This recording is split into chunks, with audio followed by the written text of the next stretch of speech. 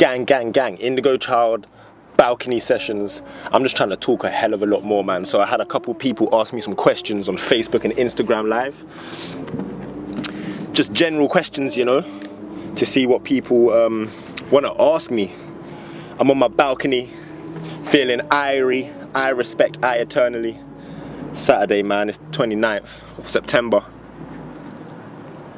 Let me have a little look, man. Let me see what some of you people want to ask me. Cause I had a little breeze over the questions a minute ago and they were making me laugh through, boy. So I asked people on Facebook, if you could ask me anything, what would you want to ask? I had someone called Yaya, I ain't gonna expose no second name, someone called Yaya asked me, I would like to ask, how did you get the chance to work in the modelling industry? How did I get the chance to work in the modelling industry? I guess, to be honest, I just kept on like persevering. Like, a lot of people didn't really want to see me modelling. People told me that I know that wouldn't be the best model. My dreadlocks were like Bart Simpson spikes at the time, so it was like mad controversial. And I think it was just a bit too much of a risk to have me on your books. But then I met an amazing guy called Patrick from AMCK, and after like literally applying to all the agencies, and I tell people this all the time, man, if you want a model, you have to like literally show these agents that you're capable of it. I was like the face of JD Sports on Oxford Street for 2 years or some craziness, man, and I come looking like I was about to rob someone, always with my hood up. That's blessed. I'm down to do streetwear, and I'm happy that I got to do like the king of streetwear, JD on Oxford Street. However, chuck me in some Speedos, give me some bobby pins, let me tie back these dreads and let me look like a whole different person. That's what I'm screaming. And also, the portfolio, yeah, has to be sexy, funny, angry, cheeky. Like, you got to cover all different aspects. And you got to allow people to see that. Do you know what I mean? Like, you got to allow people to actually believe that like you're capable of not just being a streetwear model. Do you know what I'm saying? Like, so like for instance, I'll go on Instagram and I'd holler a whole heap of photographers and I would say like, yo man, like I'm in London right now, or I'm in Paris, or I'm in Milan, like can you just shoot me? Can you test shoot me? And a whole bag of man will say no, because obviously they're all they care about is like, are you willing to pay for that shoot? But there'll be one person out of 10 that you holler and they'll say, yeah, let's shoot. And then you've got a shoot planned, and then I'll style it myself, and then the next thing I know, I'm in Jessop's all printing off the photos, and then I'm proving to these agents like I can do like Paco Rabanne aftershave adverts. Not always do I need to look like I'm a thug in a tracksuit, but that's cool if it pays. Do you know what I mean? So yeah, man, how did I get into the modelling industry? I guess I just persevered, kept on moving, and also I just had that deep belief in myself. Like, I truly believe that I can actually achieve this. Like, this is an actual dream that I can achieve. Law of attraction as well. I remember I was working on Oxford Street at the time, Urban Outfitters. I was on the menswear floor downstairs. I'm sure a lot of you know it. And yeah, man, I was living a life that felt like I was just surviving, and I was just being. I wasn't like actually fulfilling anything. And so I used to go out on my lunch break, and I always remember this, I would stand outside JD Sports and I would have my little cigarette or whatever it was, eat my little bit of food, and I would stare up at the JD sign, and I literally used to put my face next to it. I used to say, one day my face, because I would always see models all the time, and I thought, well, why can't I do that? So I'd always put my face up there next to it, and for about a year I did that, and then about 2 years afterwards, I didn't even clock it, but I was the face of there for 2 years. My face was next to the JD sign, and then I remember walking past one day knowing that it was there, and I realised, wait, wow, do you remember like a year and a half ago when you used to sit here, stand here, and like literally try and manifest this dream? Like, and it actually manifests. Like, that's law of attraction, man. So yeah, law of attraction, spiritual work with my team angels, hard work down here on the 3D realm, and trying to chase my dreams, man, and just like and having a heart of stone, man. Like realizing if you're trying to model, bare people are gonna say you're fat, you're thin, your skin tone's wrong, this is this and that. Like, nah, man. If I believe I'm marketable and I've got something to offer, I will keep on moving forward, man. So like, just complete faith in yourself. People ask me, do you think I can model? I get awkward because I'm like, raw, like, don't ever let me be the judge. You're the judge of yourself. You know what I mean? Like, who's to say that someone doesn't want your exact look at the exact size you're at with the acne on your face right now because they've got a project that you're going to fit for? Believe in your blood clot self. So yeah, man, yah, gas for that. Can you hear the sirens? I can hear the sirens coming. Yeah, man, we live in the end, South London. I've got a question here, man. I think this person's called Vasily, V-A-S-I-L-Y, Vasily. This is on my Facebook as well. It says, I would like to ask you, what is the force that permits you to do everything you were doing? I have an answer myself, but it's from my own perspective. Deep, man. What is the force that permits you to do everything that you're doing? All right, man. I guess for me, yeah, as a Nichiren Buddhist, there's only one real answer for that, and that is the mystic law. I truly believe, and as Nichiren Buddhists, we don't really like to label God an entity or something external of ourselves, or give it a male presence or it presence. Do you know what I mean? So we call it the mystic law, just like the law of gravity. We recognize that there's that part of the universe which is absolutely mystical. Science can't touch it. We don't understand it, and it's that exact mystical God particle, whatever you want to call it, that is the magic in the universe. And so for me, I recognize that when I activate that mystic law within myself, things start to become more harmonious, like the clogs in a clock being oiled up, and my life starts to become more easy.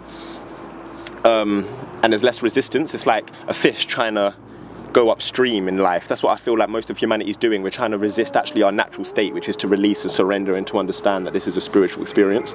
So every morning, like for instance, I chant Nam Myoho Renge Kyo.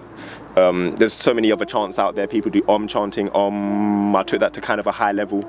I met Sri Swami Vishwanda. I still loved going to darshan and like Hindu events, but for me, the one thing that really works for me, and I've had so much actual proof and undeniable proof in front of my face that makes me realize that this technique really works, is chanting Nam Myoho Renge Kyo, having absolute belief in myself. Like I said earlier with the law of attraction and the JD Sportsman, literally understanding that your mind is a magnet, and if you can hold onto a thought long enough, the vibration in this universe gets denser and denser and it starts to like draw everything towards you.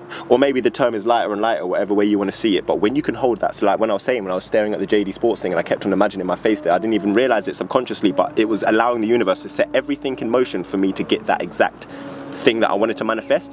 So every single morning when I chant, man, I put like a white light in front of my day. I ask for all my travel to be harmonious, for there to be parking spaces if I need parking spaces, and for me to always act from my highest life state, and to bring people to me and to draw activities and things towards me that are really going to benefit my life state. And I mean, you only have to roll with me one day, man, like, and you'll realize, raw, like, and I'm sure it is with many of you indigos out there right now. It's not just me, that the electricity, the nectar of life right now, and the amount of signs, the amount of angel clairvoyant vibration that's on the planet, the amount of guidance I feel, it's undeniable now. I have absolutely no doubt that I am so much more than a human having a 5-sense experience. I'm actually the entire universe currently dense enough to be a human, just to experience what it's like to be Aaron Lindsay Miller right now. And yeah, man, so the mystic law, but you could call it Jah, God, Allah, Muhammad, Jesus, Shakyamuni, Sai Baba, Jehovah.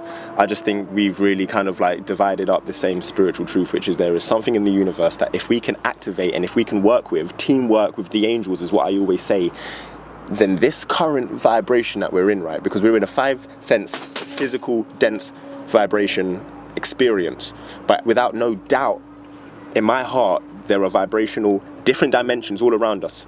Some people believe that when your parents die, or when your grandparents die, that spirit can move into a different vibrational dimension, and that's where I'm at right now. And I don't want to go all deep, man. That's what I take one simple question and go too crazy far. But yeah, I truly believe that when you can activate and surrender to something that's higher than yourself, but also recognizing that it is yourself, not surrendering, believing that it's something external, more powerful, judging you, life starts to become amazing. It's like my sister, man, she's Muslim, she lives in Dubai right now, she prays 5 times a day, and even though for me nothing is more evitable, is that a word, evitable? There's no more evidence, and there's so much proof in my practice of chanting Nam Myoho Renge Kyo, but I've never once said to chant it, I say, you be the best Muslim you're going to be. If you're going to actually surrender and pray 5 times a day, then make sure you do that, actually do it. There's 25 hours, 25, am I dumb? 24 hours in a day, 24, 2, 4.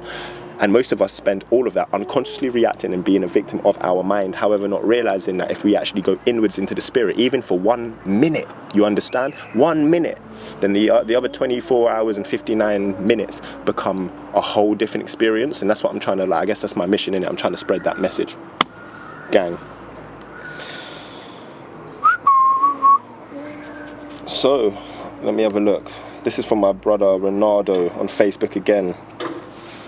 What is your biggest goal, and are you a spiritual person? What is my biggest goal, and am I a spiritual person? The spiritual person one I'll answer first. I used to go around when I kind of had my spiritual awakening when I was about 11, I would say. I used to go around telling everyone I'm spiritual, and I think I felt a bit different, maybe even more entitled than other people. And that's when it becomes dangerous, because that's when you live in your spiritual ego. Who the hell am I to think that I'm spiritual and Joe Bob next door, who's having like arguments with his wife, isn't spiritual, even if he's banging her up and everything? We all have spirit running through us. Number one, take away your dogmas and your religion and your ideologies. We all have that spirit, that soul. So therefore, we're all spiritual. Every single one of us, even that insect that just walked past my foot, we're all spiritual. However, the question is, the magic is, have you activated and are you aware of your spiritual strength? Knowledge isn't power. Applied knowledge is power. So how much are you activating that spiritual strength?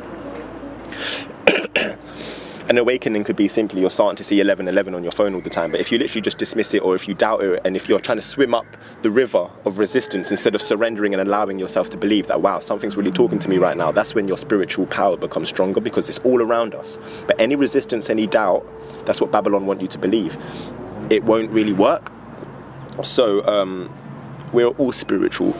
I guess I stopped calling myself a spiritual person when I realized that we are all spiritual. And I think that's when I took up the practice of Nichiren Buddhism, because I guess I realized that we are all ordinary people. From the priest to the pauper, how dare the priest say that he has more of a connection to God, Jah, Allah, Muhammad than the pauper, or than me? That doesn't make no sense to me, because we are all the universe having a universal, incredible, powerful experience. So yeah, man, I'm aware that I have a spirit, if that answers your question, Ronaldo. Gang. The second question you asked, obviously, what is your biggest goal?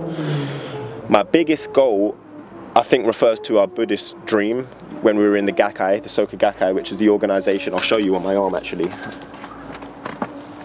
I don't know if you can see it right here, maybe. I'm not sure if I'm out here all self-recording. I ain't got no one looking at this, but it says the SGI, the Soka Gakkai International. It's a Buddhist organization, right, which started after World War II. And people say to me all the time, so you're a Buddhist, but your religion only started up in like the 70s or the 60s. And I say to them, well, the organization that upholds the true lineage of Buddhism, without spilling one drop, since 2,000 years ago, the only organization on the planet, and I'm quite strict on this in my opinion, is the SGI, the Soka Gakkai International. That's them. That's a part of the Gohonzon, so we have a scroll that we chant to, and down the middle of it in Sanskrit it says Nam-myoho Renge Kyo, which we focus on, and it's just a mandala.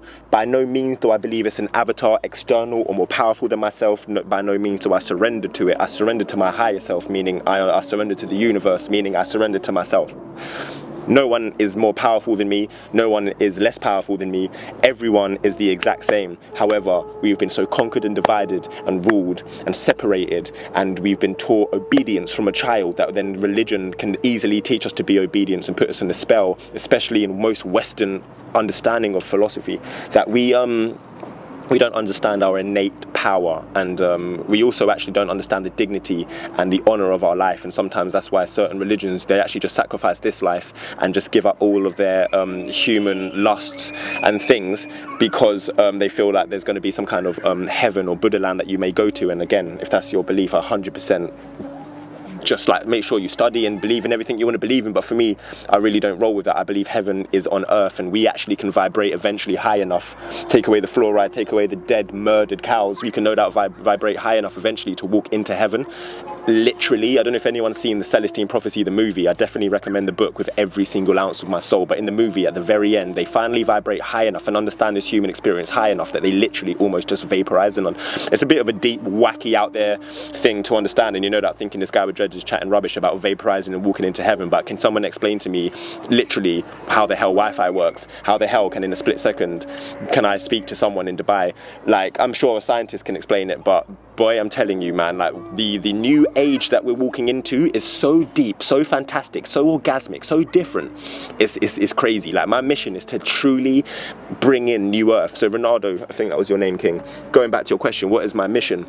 My mission is to bring in new earth with my kings and queens and indigos and bodhisattvas all over the world right now that are having an awakening. It's like our lights are going off, bing, bing, bing, bing, bing. And my dream is to literally bring in new earth, for me to deeply believe that it's possible, for me to reveal my Buddhahood, for me to reveal the God within me, to make sure that people can understand that, wow, I can be like you. What did Jesus say?